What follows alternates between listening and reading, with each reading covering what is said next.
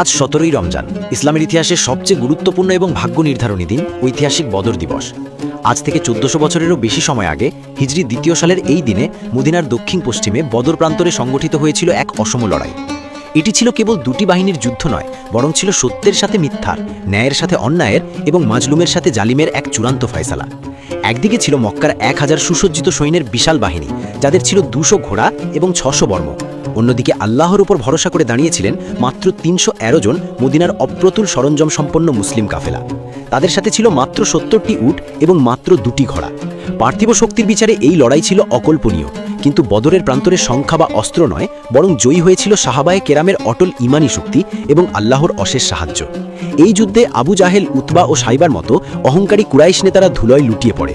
কাফেরদের ৭০ জন নিহত এবং ৭০ জন বন্দী হয়, যেখানে মুসলিম বাহিনীর মাত্র ১৪ জন বীর মুজাহিদ শাহাদাত বরণ করেন। আল্লাহ তাআলা এই বিজয়ের মাধ্যমে ইসলামকে একটি শক্ত ভিত্তির ওপর দাঁড় করিয়ে দিয়েছিলেন। পবিত্র কোরআনের সূরা আনফাল এবং সূরা আলে ইমরানে এই যুদ্ধের প্রতিটি মোড় আল্লাহ আমাদের জন্য বর্ণনা করেছেন, যেন আমরা তা থেকে শিক্ষা নিতে পারি। আজ মুসলিম বিশ্বের কাছে অর্থ, সম্পদ আর ভৌগোলিক শক্তি সব আছে, কিন্তু অভাব শুধু সেই বদরের চেতনা। ইমানি শক্তি, ঐক্য আর একনিষ্ঠতা ছাড়া আমরা আজও লাঞ্ছিত ও বঞ্চিত।